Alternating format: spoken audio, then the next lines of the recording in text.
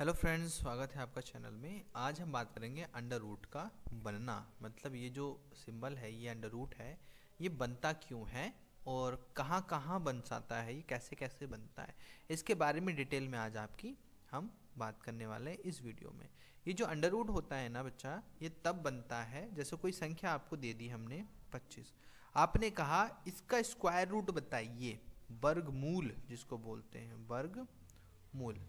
वर्गमूल जानने के लिए क्या करना पड़ेगा आपको? आप कहेंगे सर हम ऐसे ही वर्गमूल नहीं निकाल सकते। कि हम ऐसे ही वर्गमूल नहीं निकाल सकते, हमें वर्गमूल निकालने के लिए इसके पहले फैक्टर करने पड़ेंगे। ऐसे कैसे करेंगे? अब किसके पहाड़े में आता है ये 5, 5 पंजे 25 और 5 चिकन 5। इसको बोलते हैं बेटा गुणनखंड विधि। गुणनखंड विधि मतलब एक ऐसा गुणज लेना है इसका जो हिस्सा हो, खंड हो, 25 का हिस्सा हो, तब आपको इसको गुणनखंड बनाना है। और क्या करना है? वर्गमूल लेने हैं तो अंडर रूट बना देना है। इन दोनों को अंदर लिख देते हैं, इन दोनों को अंदर लिख देते हैं। ठीक है, तो अंडर रूट 5 अगर वर्ग निकाल दिया तो जो पेयर बनता है इसको बोलते हैं जोड़ा। दो का जोड़ा बनना बहुत जरूरी है। ठीक है, जोड़ा बन जाता है तो 5 आ जाता है बाहर। तो यही बोल देते हैं कि सर 5 25 का वर्गमूल है। ठीक है, यानी कि अगर 5 को हम 5 में गुणा करेंगे तो 25 आ जाएगा। ठीक है, तो इसलिए क्या बोलेंगे आप 25 अंडर रूट 25 जो होगा वो 5 होगा। ठीक है, तो ये ऐसे क्लियर हो गया। अब आप बात करेंगे 64 की बारे में बात करते हैं। 64 का वर्गमूल बताओ। ठीक है, वो आपको याद होगा, लेकिन ये बनता कैसे है आज बात कर रहे हैं कि रूट बनते कैसे हैं। ठीक है, तो 64 का फिर से फैक्टर करिए। ठीक है, 2 से काटो उसको, 2 तिया 6, फिर बचा 2, 2 दूनी 4, 32 आ गया। 2 से काटो, 2 एकन 2, 2 छक्का 12, 16 आ गया। फिर 2, 2 अट्ठे 16, फिर देखो 2 4, जब तक आपको एक ना मिल जाए आप चलते रहेंगे। 2 धुनी 4, 2 एकन 2। ठीक है, तो ऐसे बन गया। अब क्या करना है? हमें तो वर्गमूल निकालना है ना, सबको अब अंडर रूट के अंदर आपको लिखना पड़ेगा। तो 1 2 3 4 5 6, 6 है ना ये, तो ये लो 2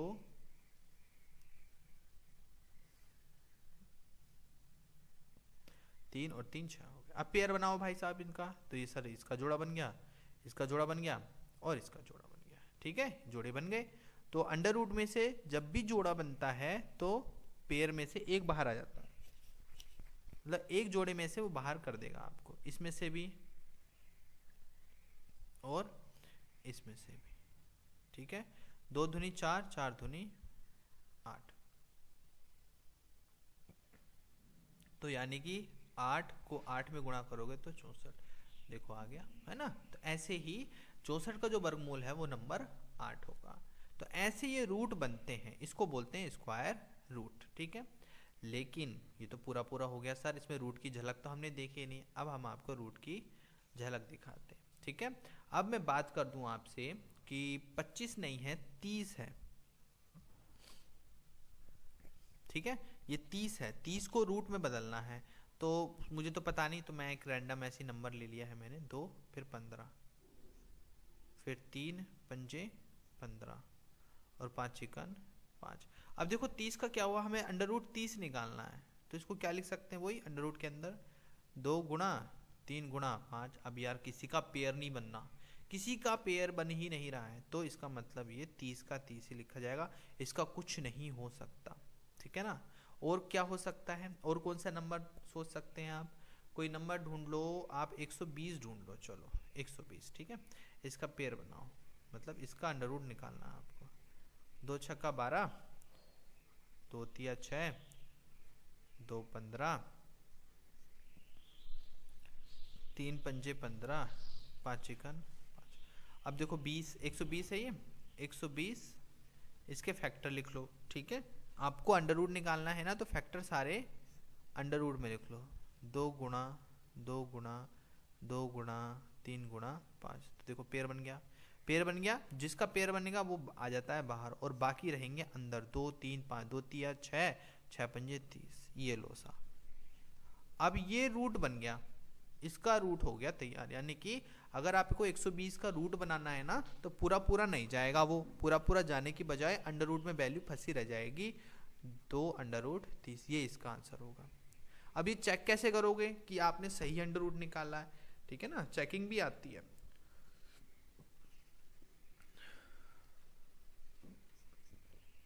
तो जो चेकिंग करनी है वो करने के लिए ना 2√30 का वर्ग कर दो। अब वापस से 120 पे पहुंच जाने चाहिए, तब तो मजा आ जाएगा।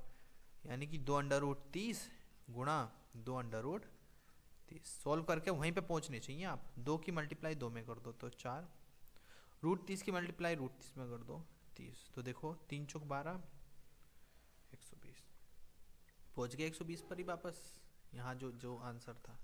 यानी कि हमारी जो अंडर रूट मेकिंग प्रोसेस है वो बिल्कुल ठीक है। तो यहाँ तक हमने किया अंडर रूट का बनता कैसे है, ठीक है। अब बात करते, अब बाकी और भी सवाल कर सकते हो। 130 का बना लेना, होमवर्क है आपका, ये होमवर्क देख लेना, ठीक है। 140 का बना लेना, 105 का बना लेना और 720 का बना लेना। इन 4 का अंडर रूट आपका होमवर्क है, ठीक है। और बेटा कोई पूछे अंडर रूट का मतलब क्या है, मीनिंग ऑफ अंडर रूट, मतलब कोई मीनिंग पूछ ले आपसे तो आप कहना सर अंडर रूट का मतलब होता है किसी की भी पावर 1/2। जैसे मैंने 2 की पावर 2 कर दी है ना, 30 की पावर 5 कर दी, तो आप क्या बोलोगे सर 30 की घात या 30 की पावर 5 है या 2 की पावर 2 है, स्क्वायर है। लेकिन कुछ केस में ऐसा भी तो होगा कि 3 की पावर 1, इसको 3 ही बोलते हैं ना। कहीं पर ये भी तो हो सकता है ना आधा, इसकी पावर आधा, है ना।